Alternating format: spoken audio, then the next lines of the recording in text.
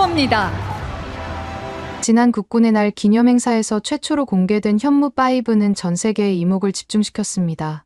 특히 북한, 일본, 중국과 같은 한국과 인접해 있는 나라뿐만 아니라 머나먼 태국까지도 관심을 가지고 있는 상황인데요. 태국에서는 현무5가 공개된 직후 군 내부에서 충격적인 지시까지 내려왔다고 합니다. 과연 어떤 지시가 내려왔는지, 그리고 왜 그런 지시가 내려온 건지 함께 알아보러 가실까요? 잠깐 1초 만에 누를 수 있는 좋아요 버튼만 눌러주시면 영상 제작에 큰 힘이 됩니다. 안녕하세요. 저는 태국 방콕에 있는 제21보병연대에서 근무 중인 35세 군인 차여십니다. 저는 군인이라는 직업 특성상 다른 나라들의 무기 개발에 관심이 많은데요. 특히 태국과 가까운 동남아시아와 동아시아 국가들의 동향을 주시하고 있습니다. 얼마 전 한국의 국군의 날 행사를 유튜브로 시청했습니다. 매년 관심 있게 보고 있지만 올해는 정말 충격적인 장면을 목격했어요. 행사 초반부는 예상대로였습니다. 인상적이긴 했지만 어느 정도 예상은 되었기 때문에 특별히 놀라운 건 없었습니다. 그런데 행사 막바지에 현무5 미사일이 등장하면서 상황이 달라졌어요. 그 크기와 형태를 보고 입이 떡 벌어졌습니다. 제가 상상했던 것보다 훨씬 크고 굵었거든요. 마치 괴물이 행사장을 지배하는 듯한 느낌이었습니다. 엄청난 현무5의 규모에 충격받은 저는 그 즉시 현무5에 대한 정보를 찾아봤습니다. 실제로 찾아보니 제 상상을 초월하던데 이 부분은 제가 좀 이따가 더 말씀드릴게요. 그때 저한테 갑자기 뜬금없는 연락이 왔었거든요. 갑작스럽게 상관으로부터 온 긴급 지시였는데 그 내용은 현무5에 관해 어떠한 언급이나 의견도 절대 표현하지 말라는 것이었어요. 이는 칭찬이든 비판이든 상관없이 적용되는 엄격한 지침이었습니다. 이런 지시는 상당히 이례적이었습니다. 보통 우리 군에서는 다른 국가의 무기체계에 대해 자유롭게 의견을 나누고 분석하는 것이 장려되었거든요. 하지만 이번에는 달랐어요. 현무5에 대해서는 그 어떤 언급도 금지되었습니다. 심지어 사적인 대화에서도 이 주제를 언급하지 말라는 지시까지 내려왔습니다. 이런 극단적인 조치의 배경에는 여러 가지 복잡한 요인들이 있었을 거라고 생각했습니다. 우선 태국군의 현재 능력이 한국과 비교했을 때 상당히 뒤처져 있다는 점이 가장 큰 이유일 것 같아요. 우리에겐 현무5와 같은 고성능 무기체계가 전혀 없거든요. 태국의 현재 군사력을 살펴보면 우리의 주력 무기들은 대부분 구형 모델들이에요. 예를 들어 우리 육군의 주력 전차는 아직도 1980년대에 도입된 M60 계열입니다. 공군의 경우도 F-16을 주력 전투기로 사용하고 있습니다. 이에 비해 한국은 최신형 K2 전차와 KF-21 같은 첨단 전투기를 자체 개발해 운용하고 있어요. 미사일 분야의 격차는 더욱 큽니다. 태국은 아직 자체적인 중거리 미사일 개발 능력이 없어요. 우리가 보유한 가장 강력한 미사일도 사거리 300km 정도의 단거리 탄도미사일에 불과합니다. 반면 한국은 현무5와 같은 초장거리 미사일을 독자 개발했습니다. 이런 상황에서 현무5를 칭찬하는 것은 우리의 기술적, 군사적 열세를 인정하는 것과 다름없습니다. 더구나 최근 태국과 한국의 관계가 악화된 상황에서 한국의 무기를 칭찬하는 것은 정치적으로도 매우 민감한 문제가 될 수 있어요. 태국 정부는 최근 중국과의 관계 강화에 주력하고 있는데 이런 상황에서 한국의 군사력을 높이 평가하는 발언은 외교적 문제를 일으킬 수 있습니다. 사실 태국 정부가 이렇게 한국의 눈치를 보면서 중국과의 관계를 강화시키는 데는 숨겨진 이유가 있어요. 왜냐하면 최근 한국과 태국의 관계가 심각하게 악화되었거든요. 이는 단순한 외교적 마찰을 넘어서 양국 간의 전반적인 교류에 큰 영향을 미치고 있어요. 양국 관계는 수십 년간 우호적으로 유지되어 왔지만 최근 몇 년 사이 급격히 냉각되었습니다. 이 갈등의 중심에는 한국 내 태국인 불법 체류자 문제가 자리 잡고 있습니다. 한국에 체류 중인 태국인 불법 체류자의 수가 지속적으로 증가해왔어요. 2019년에는 약 39만 명이었던 태국인 불법 체류자 수가 2023년에는 42만 명을 넘어섰습니다. 이는 코로나19 대유행 기간 동안 일시적으로 줄어들었다가 다시 급증한 결과입니다. 한국 정부는 이 불법 체류자 문제에 대응하기 위해 강력한 조치를 취했어요. 우선 태국인들의 입국 심사 과정을 대폭 강화했습니다. 비자 신청 시 요구되는 서류가 늘어났고 재정 능력 증명에 대한 기준도 높아졌어요. 심사 기간도 이전보다 길어졌습니다. 또한 이미 국내에 체류 중인 불법 체류자들을 적극적으로 단속하여 강제 추방하기 시작했습니다. 법무부는 특별 단속반을 구성하여 태국인 밀집 지역을 중심으로 대대적인 단속을 실시했어요. 이 과정에서 수천 명의 태국인 불법 체류자들이 적발되어 강제 추방되었습니다. 이런 조치는 한국 내 치안 유지와 노동시장 보호를 위한 것이었습니다. 불법 체류자들의 증가로 각종 범죄와 사회 문제가 늘어났고 내국인 저임금 노동자들의 일자리가 위협받고 있다는 우려가 컸기 때문이에요. 특히 일부 불법 체류자들이 연루된 마약 범죄가 사회적 문제로 떠오르기 시작하면서 한국 정부의 단속 의지가 더욱 강해진 걸로 보이더군요. 하지만 태국 측에서는 이를 차별적이고 과도한 조치로 받아들였습니다. 태국 정부는 한국의 이런 정책이 태국인들의 인권을 침해하고 있다며 강하게 항의했습니다. 특히 강제 추방 과정에서 일부 태국인들이 부당한 대우를 받았다는 주장이 제기되면서 양국 간의 갈등은 더욱 깊어졌어요. 이에 대한 반발로 태국에서는 벤코리아 운동이 급속도로 확산되었습니다. 이 운동은 소셜미디어를 중심으로 시작되었지만 곧 실제 생활에까지 영향을 미치기 시작했어요. 많은 태국인들이 한국 여행을 취소하고 한국 제품 불매 운동에 동참했습니다. 방콕 서울 노선의 항공권 예약률이 전년 대비 70% 이상 감소했다는 보고도 있었어요. 태국의 대형마트에서는 한국 제품 판매대가 텅 비는 광경이 목격되기도 했습니다. 심지어 일부 극단적인 사람들은 한국 문화 전반에 대한 보이콧을 주장하기도 했어요. K-팝 콘서트가 취소되고 한국 드라마 방영이 중단되는 등의 사태가 벌어졌습니다. 일부 대학에서는 한국어 강좌 수강생이 급감하는 현상도 나타났어요.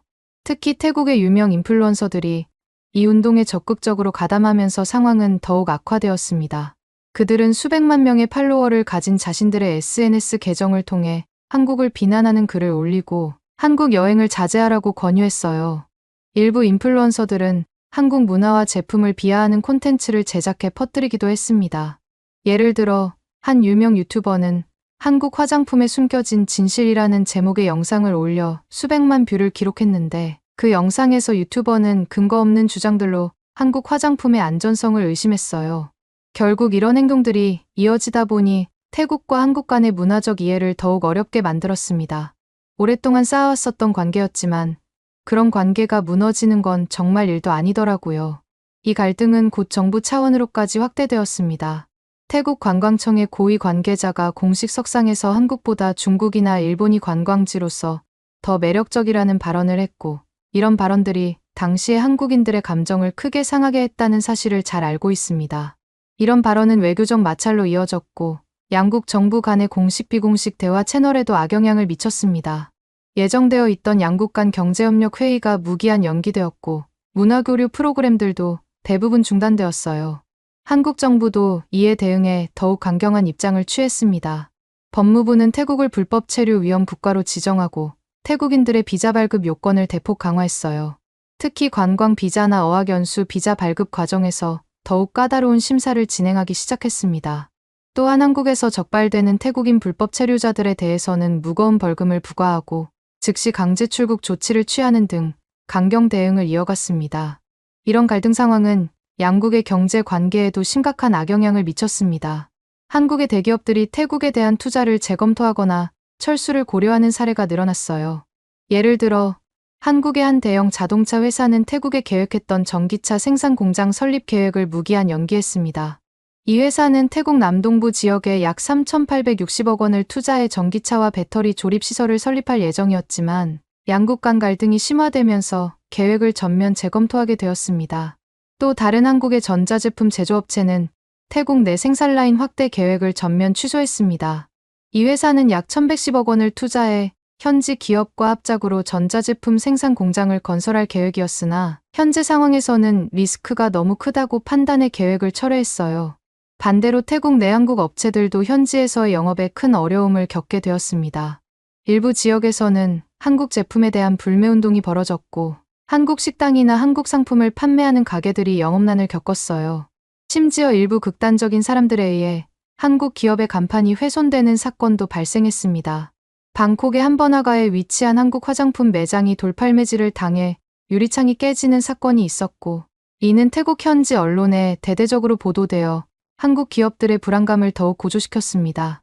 특히나 관광산업은 이번 갈등으로 가장 큰 타격을 입은 분야 중 하나입니다. 한국을 방문하는 태국 관광객 수가 전년 대비 70% 이상 감소했고 반대로 태국을 찾는 한국인 관광객 수도 60% 가까이 줄었어요. 이는 양국의 항공사, 호텔, 여행사 등 관광 관련 업체들에게 심각한 경제적 손실을 안겼습니다. 일부 소규모 여행사들은 폐업의 위기에 처하기도 했습니다.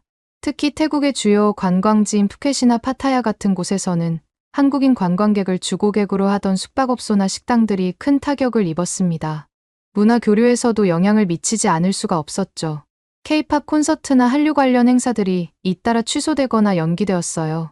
태국 내 한국어 학원들도 수강생이 급감하면서 경영난을 겪었습니다. 반대로 한국 내 태국 문화원도 방문객이 줄어들면서 운영에 어려움을 겪었습니다. 양국 간 문화 교류 프로그램들도 대부분 중단되었고, 이는 양국 간의 상호 이해와 교류를 더욱 어렵게 만들었습니다. 이런 갈등 상황은 양국 국민들의 상호 인식에도 부정적인 영향을 미쳤습니다. 한국에서는 태국인들에 대한 부정적인 고정관념이 강화되었고, 태국에서도 한국인들에 대한 반감이 커졌어요.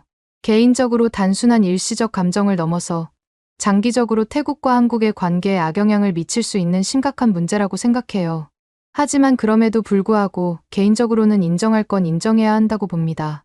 누가 보더라도 현무5는 한국 군사 기술의 대단한 성과니까요. 러시아의 최신형 전술 미사일인 이스칸데르와 비교해보면 더 놀랍습니다. 이스칸데르는 길이가 7.3m, 발사 중량이 4톤인데 현무5는 그보다 3배나 크고 9배나 무거워요. 이 정도 규모면 전술 미사일을 넘어 대륙간 탄도미사일에 가깝다고 볼 수 있습니다. 현무5에 대해 알아갈수록 그 존재가 주는 의미가 깊어집니다. 처음에는 그저 새로운 무기 시스템이라고만 생각했는데 자세히 들여다보니 한국의 군사력과 기술력을 상징하는 존재라는 걸 깨닫게 되었어요. 그 크기부터가 놀랍습니다. 20m 길이에 36톤이라니 보통 미사일의 개념을 완전히 뛰어넘어요. 이런 거대한 물체를 지상에서 운용한다는 것 자체가 대단한 기술력을 필요로 할 것 같아요. 보통 이 정도 크기면 함정이나 잠수함에서 발사하는 게 일반적일 텐데 말이죠. 특히 8톤에 달하는 탄두 중량은 정말 충격적입니다. 현존하는 미사일 중 가장 무거운 탄두라고 하니 그 파괴력은 상상을 초월할 것 같아요. 이런 무게의 탄두가 목표물에 떨어진다면 그 충격은 소형 핵무기에 맞먹을 거예요.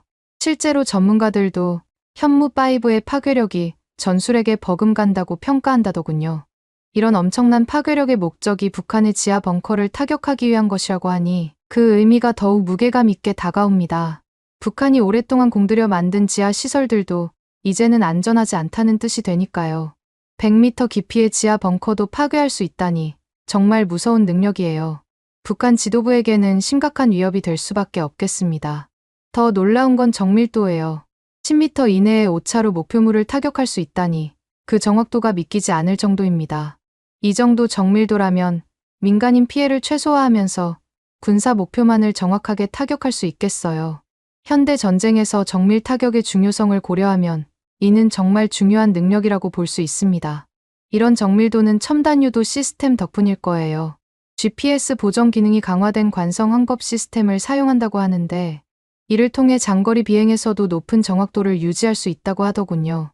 실시간으로 궤적을 조정하는 여러 센서들도 장착되어 있대요. 이런 기술들은 현무5가 단순한 힘만이 아닌 스마트한 힘을 가지고 있다는 걸 보여주는 것 같아요. 특히나 저는 현무5의 발사 방식을 알게 되면서 이 미사일이 단순한 파괴력을 넘어 얼마나 정교하고 전략적인 무기인지 깨닫게 됐어요. 콜드런치 방식이라고 부르는데 이 거대한 미사일이 콜드런치 방식으로 발사된다는 사실이 정말 흥미롭더라고요. 콜드런치에 대해서 좀 더 설명을 드리면 미사일을 발사관에서 압축 가스로 밀어올린 후 공중에서 엔진을 점화하는 방식이에요. 이 방법은 여러 가지 장점이 있는데 가장 큰 이점은 누가 뭐래도 안전성이죠. 발사관 내부에서 폭발이 일어날 위험이 거의 없어지니까요. 또 초기 발사 때 열이 거의 발생하지 않아 적의 열감지 장비에 잡힐 확률도 낮아진다고 해요. 이런 특성은 현무5의 생존성을 크게 높여줄 겁니다. 전쟁 상황에서 미사일의 생존성이 얼마나 중요한지 생각해보면 이 기술의 가치를 더욱 실감할 수 있습니다. 적의 공격을 받더라도 살아남을 확률이 높아지고 그만큼 임무 수행 가능성도 높아지는 거니까요. 그런데 이런 고도의 기술을 구현하는 게 결코 쉬운 일은 아닐 겁니다. 공중에 떠 있는 상태에서 엔진을 점화해야 하니까 엔진의 신뢰성이 정말 중요하고 점화 시스템도 완벽해야 하니까 말이죠. 또 미사일이 발사관에서 나오는 단계와 공중에서 엔진이 점화되는 단계, 이 두 단계를 정확하게 제어해야 하니까 정말 복잡한 제어 기술이 필요해요. 듣기로는 이런 복잡한 기술 때문에 미사일 설계가 더 어려워지고 제작 비용도 올라간다고 합니다.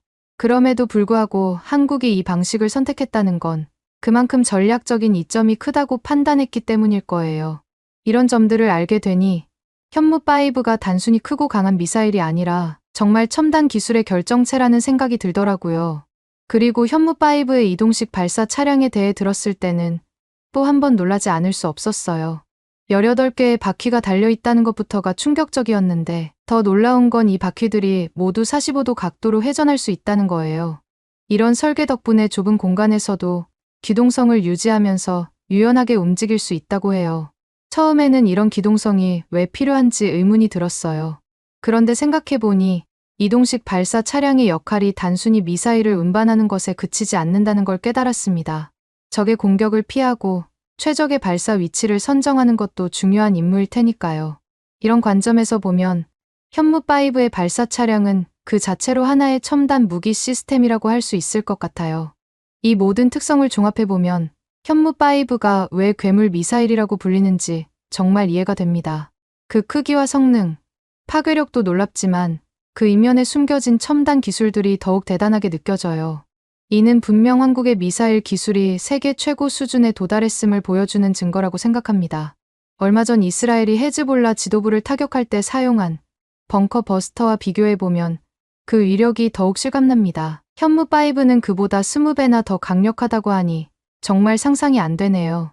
그 정도 위력이면 산 하나를 통째로 날려버릴 수 있지 않을까요?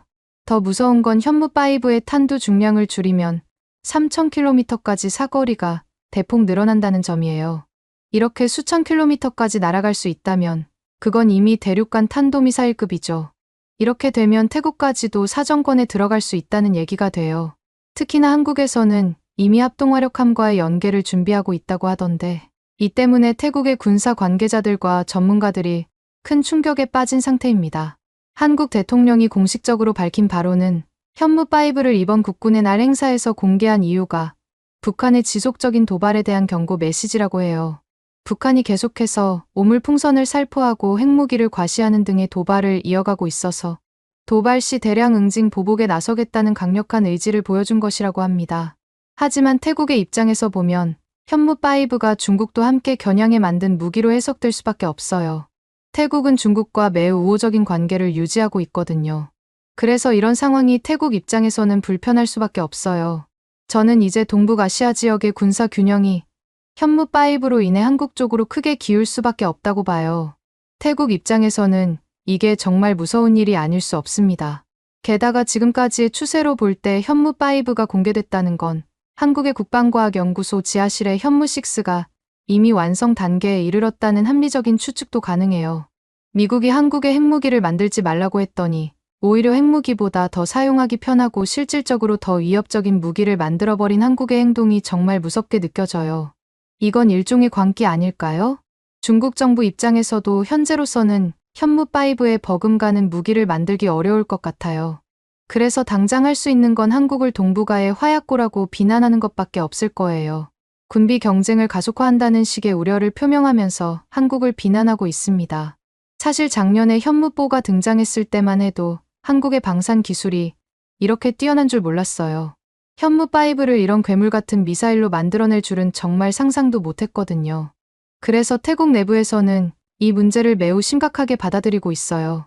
듣기로는 이미 태국 국방부 내부에서는 계속해서 회의를 열어 대책을 논의하고 있다는 소식이 전해지고 있습니다. 겉으로는 아무 반응도 하지 않지만 실제로는 난리가 난 것 같습니다. 솔직히 저는 예전에 한국이 주한미군 없이는 자기 나라도 지키기 힘들 거라고 생각했는데 이제는 그렇지 않은 것 같아요. 주한미군에 의존하지 않고도 충분히 자국을 방어할 수 있을 것 같아요. 앞으로 한국과 중국, 그리고 한국과 태국의 관계가 어떻게 변할지 정말 걱정되네요. 하지만 제가 할 수 있는 건 아무것도 없습니다. 그저 이 상황을 지켜볼 수밖에 없죠. 정말 답답할 따름입니다.